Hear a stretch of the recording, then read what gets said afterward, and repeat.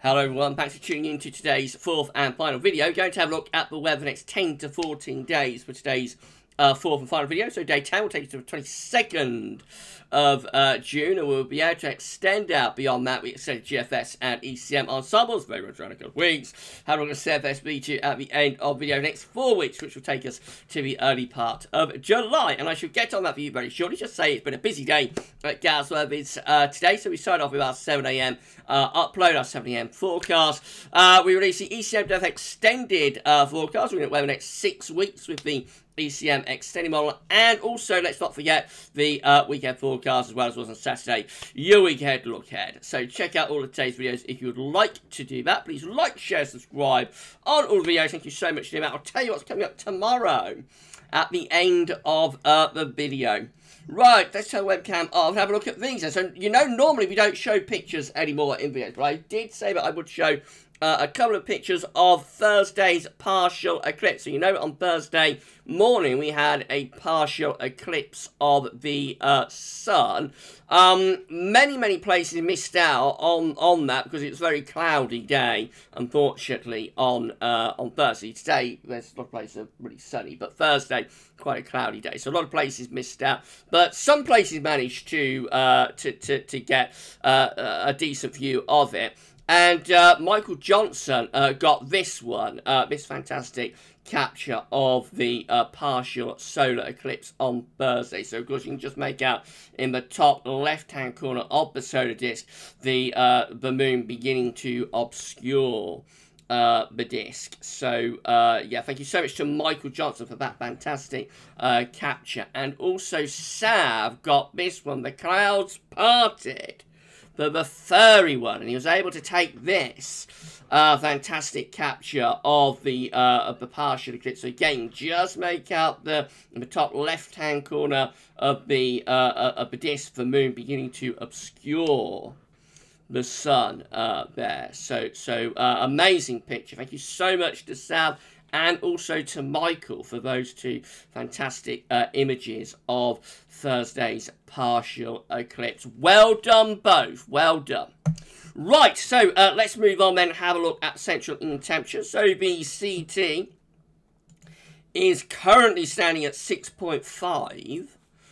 Which is an anomaly of 3 degrees above average. It's been a very warm first 10 days or so to June. That's provisional up to yesterday, the 11th. That's going to go up further, I would have thought. May well get like 17 degrees by the early part of next week. I would not be at all surprised if that's back in the 17s. Of course, we was in the 17s of the CT like for the first 2 or 3 days of the month, and then we fell back under the 17s. But that may well get back into the 17s again this weekend, because it's going to be quite a warm weekend and into the beginning of next week as well. So I reckon by the time we get back on Monday, that could well be back somewhere very close anyway to the 17th. Very warm the start to June. Really warm first half to June this is going to be. We are still channeling a drop in the temperature. It's been a little bit delayed, I think, by a day or two compared to a couple of days ago. But it looks like we still have really good agreement for weather to cool down into the second half of June. So these are the GFS upper air temperature and precipitation ensembles. I've got St. Ives today. I thought that would be topical. It's a lovely place, St. Ives. We used to go there when I was a kid. It's absolutely lovely place. So I thought I'd have a look at St. Ives and be a bit topical. Right, so red line is a 30-year upper air temperature average for St. Ives. And we're starting off very significantly above average at the moment. We're going to stay significantly above average through the next few days as well. The drop in temperature is taking place around the middle part of June, just here. So we're starting off, you know, we're around the 15th, 16th, we're still there. So we're still significantly above average. By the time you get through to like the 18th, 19th, we've gone slightly below average. So quite a big change in temperature takes place. As I said, I think this has been pushed back by a day or two, but you see there is very good agreement for it still to take place. So I think what's happening here is just that the push of cooler air from the Atlantic is being held up by a day or two around Thursday as we get a thundery low developing ahead of the cooler push, if you see what I mean. I'll go through the generic charts in a moment and explain it, but essentially it's like a day or so's delay to the cooler push in the Atlantic by a thundery low, but eventually that thundery low does push through. And we get the drop in the temperature. So by sort of this time next week, looks like we're cooler, you know, we're significantly cooled down. And then beyond that, it looks like we stay generally rather on the cooler side as we go into the rest of the second half of June, then. So there are some warm outlier members. These ones up here do go quite warm again through the last week of June. They are outliers at the moment. There might be a little bit of a sign of a bit of a warm-up towards the very end of June. But I think definitely the third week of June is going to be a cooler week. Precipitation-wise, a lot of dry weather over the next few days as well. So warm to hot and dry, and then gradually becoming more unsettled as well. So it's all still on course to cool down and turn more changeable, just been pushed back by a day or two, I think. Right, let's have a look at the temperature anomalies then. So this is the temperature anomaly from the 12th through 20th of June. Warmer than average in most parts of northern, western and central Europe. It is cooler than average in the far southeastern part of Europe, interestingly. For Ireland and the UK, well, Ireland's actually cooling down a little bit on the anomaly map now, as is Scotland, to be average to perhaps even slightly below. England and Wales still warmer than average. I would suspect by the time we look at these on Monday, they should look quite a bit cooler, even for England and Wales. Precipitation anomalies from the 12th to 20th of June are going to be varying from area to area, but drier than average sort of in the north and west. A little bit wetter than average, though, for some southern and southeast areas. That is almost certainly down to thunderstorms. Latest wind flow map from nullschool.net shows that, again, we're under high pressure today in the main. So the rain-bearing west-southwesterlies are away to our north and west. That's where they are. And we've got very light winds today, close to a reach of high pressure. Right, shall we put the webcam back on and go through the charts? Hello, I've returned. Right, so let's have a look at Tuesday then. On Tuesday, we're still under a ridge of high pressure, mainly dry. It will be a little bit cooler and fresh, I think, by Tuesday, even down in the south. But most areas are still pretty dry under that area of high pressure.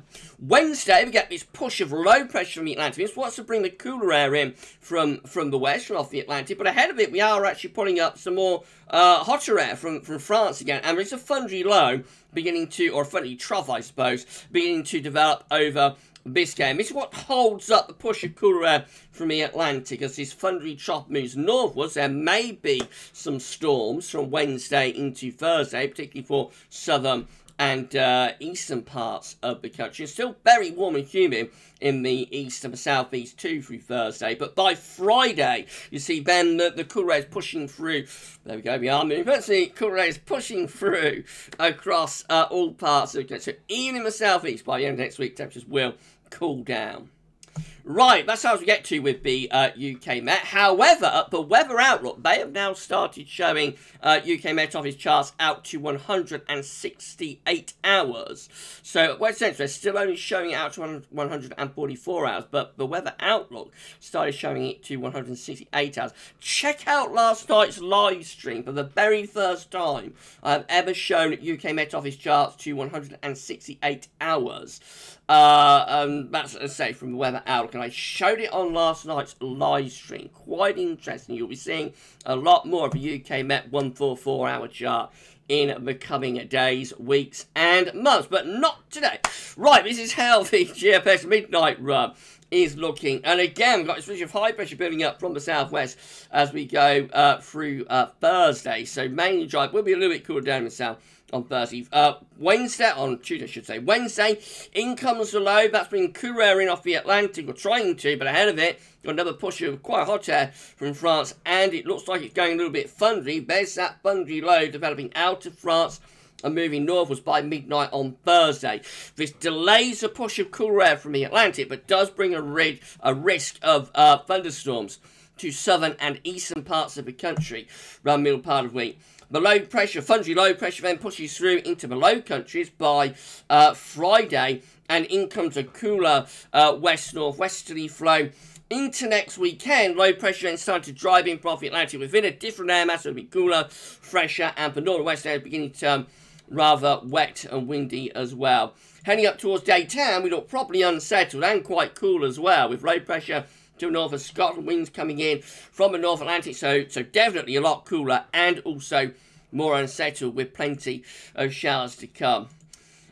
Into more extended range, you start to get ridge of high pressure building back up from the south again with the GFS midnight run, however, and by the end of June, which gets us to the 28th of June, so virtually at month's end, we are actually into quite hot conditions again, with another push of heat coming out of France as the upper air temperatures we come to the end of the GFS midnight run, end of June, 28th of the month. And general side getting pretty hot down in the south once more. So maybe the last days of the month will yield more hot weather. It's possible they will. This is how the 6Z is looking. So again, on Tuesday, ridge of high pressure brings plenty of dry and fine weather. On Wednesday, low pressure starts to come in from off the Atlantic, brings cooler, fresher air into the northwest. But ahead of that, we pull up some heat from France and potentially a thundery low. That's how things look as we get to 6 AM on Thursday. So Bishop a thundery tropic could bring some storms from Wednesday into Thursday, particularly for southern, central and eastern parts of England. We will know more about that in a day or so's time. It's still a little way out, you know, for detail, but definitely there's a risk of thunderstorms around the middle part of the week. Eventually that thundery low moves away and we start to pull in something cooler and fresher from off the Atlantic through the last stages of next week. And then the 6Z really unleashing this area of low pressure next weekend, bringing loads of wet and windy weather probably, and a significant drop in temperature as well. Look at that, we finish up more or less under a dartboard by day 10, 22nd of June. Obviously that is a lot cooler and a lot more unsettled as well, with showers, longer spells, rain rotating around the area of low pressure. And yeah, really cool temperatures digging in as well. In the more extended range, again, we keep it unsettled, low pressure coming in off the Atlantic there. Trough of low pressure sat over the country on Saturday, the 26th of June. By the time we get through to the very end of the GFS run, which is to 28th of June, we might, again, be just seeing the signs of high pressure ridging to our north and northwest. So maybe, you know, as we come to the last days of June and the opening days of July, we might go back to high pressure and drier and warmer conditions once more. This is how the GM is looking. So again, the ridge is holding on Tuesday. Wednesday, we break the ridge, low pressure coming off the Atlantic ahead of it. We pull up quite hot winds from the south, maybe with the risk of some thunderstorms. That looks pretty thundery there as we get through into midnight on Thursday. And then eventually that will push us through and we go a little bit cool and fresh. But another thundery low across France as we go into next weekend. So again, that threatens the prospect of maybe some more thunder at the end of the week and into next weekend. But fundamentally, we start to move the Atlantic in. By day 10, we're looking cool and showery. And then the ECM looks like that again. The ridge is still holding on Tuesday. Wednesday, that's a change. Low pressure comes in off the Atlantic, but ahead of it, we draw up some hot air from France and potentially a thundery low as well. That looks pretty thundery, I have to say. That's Thursday, midnight on Thursday. That looks very thundery, potentially for England and Wales. There could be some big storms with that. We'll know more in a day or two. And then that gets out of the way and we start to pull in some cooler air from the north as we get to the end of next week, and then in comes the Atlantic. So as we're up towards day 10, we're more Atlantic driven, and we're bringing in showers, if not some longer spells of rain on a westerly type flow, which of course will be a cooler and fresher flow as well. Let's have a look at the precipitation type forecast based on that ECM run from Meteo.com. So loads of dry weather coming up this weekend away from the far northwest of Scotland anyway. Going to be mostly dry and fine this weekend into early next week. Again, the emphasis is on dry weather, really, for most parts of the country, the early part of next week. This is getting us towards the middle of next week, and then we've got the outbreaks of rain out to the northwest and risk of some showers beginning to push up from France in towards the south. Look at that. That is midnight as we get through to Thursday. And yeah, definite suggestion there. There could be some thunderstorms moving up from the south there. And they sort of carry on rumbling around through Thursday. In fact, it turns very wet under a trough of low pressure as we get from Thursday into Friday. Big thunderstorms there later Thursday into Friday. And further showers to come beyond that as well as we start to move wind in from off the Atlantic Ocean. So definitely looks like there's a change going on next week, and it could involve thunder. How interesting. Right, let's turn webcam on off, and we'll have a look at the options on the table within the ECM ensembles today for day 10. So, from the Iceland Main Topic, so day 10 gets us to the 22nd of June, of course. So we have 18 members of the ECM ensembles with low pressure just to our north. We're bringing them in from a westerly direction. High pressure is in the middle of the Atlantic. So the Atlantic is breaking through at this point. Obviously, it is cooler and it is showery as well. 7, that includes the operation run. 17 just here have the low pressure more or less over top of the coast. So it's going to be even more unsettled, if anything. But 7, look at this, have a ridge of high pressure still dominating from the Atlantic through the UK and to our east. So that is, that's a drier, warmer option, definitely. 6 have high pressure out to our west, low pressure to our northeast, probably sending the jet stream and the wind flow on a northwest-southeast trajectory. So that one is probably reasonably dry, but probably a bit on the cooler side. And then 3 just here have high pressure just to our east and our northwest with low pressure to our west-southwest, and this will pull up the wind from the south. So that could be hot, but might be fun. That's probably the hottest option, but could be thundery with that low pressure just to the southwest of the country. Bear in mind, only 3 are doing that, though, at day 10. In 2 weeks' time, this is the option that we've got. It gets us to the 27th of June. 51 out of 51, all of them members of the ECM ensembles, just showing above average heights, really quite close to the country, causes high pressure. So maybe, as I said, as we get to the end of June into the beginning of July, we will see a transition back to high pressure, bringing warmer and drier conditions once again.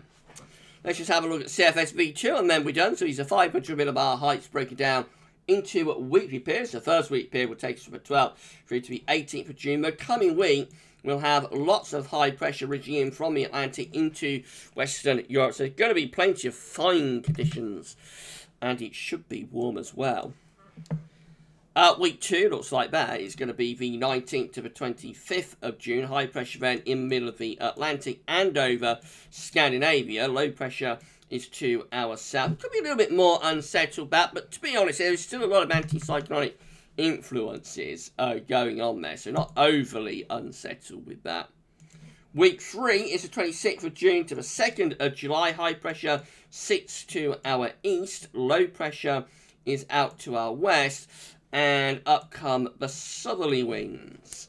And so that's going to be very warm, with high pressure building back in from the east, probably starting to settle down as well. So we end June and go into the beginning of July, probably on a warm note. And then this takes us through to week 4, which is the 3rd through to the 9th of July.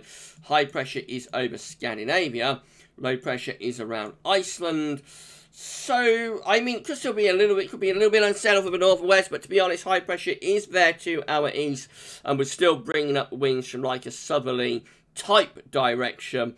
So, at the very least, you'd expect it to be pretty warm, that I would have thought, through most parts of the country. So, quite a warm outlook, I have to say, even into the early part of July. But the CFS is chopping and changing quite a lot at the moment, day by day. So I'm not sure there's all that much confidence in what CFS is showing at the moment. So that's like the latest option anyway, but it's picking up on. But it's probably in line with what's seen from the shorter range. The GFS extended definitely seem to be playing around with the chance of the weather going hotter and drier towards the very end of June, and maybe lasting into the beginning of July, because we'll have to see about that. It's 2 weeks away.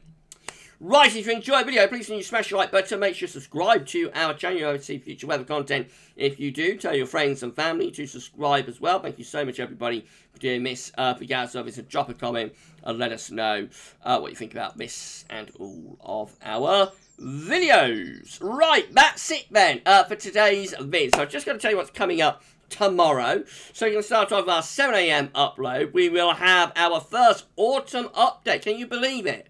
Long Range Bandwagon is rolling on to autumn. Just 3 months we'll be into winter updates. Can you believe that? Yes, flying by, isn't it? So first autumn update tomorrow. That'll be around 10 AM, I would have thought. We'll have GavsWeatherVids around We'll be live streaming from 6 PM tomorrow. So, of course, it's sunny live stream, so we're going to do some long range. So, we're going to show you, of course, data from the CFS, but we will also show you towel paints analogues for the rest of summer, for winter 2021-22 as well. So it's going to be absolutely fantastic. It's going to be an epic live stream. I shall see you for that at 6 o'clock. But before then, of course, got our uploads tomorrow. Enjoy the rest of your Saturday. That's all for now. And thanks so much for watching. See you tomorrow.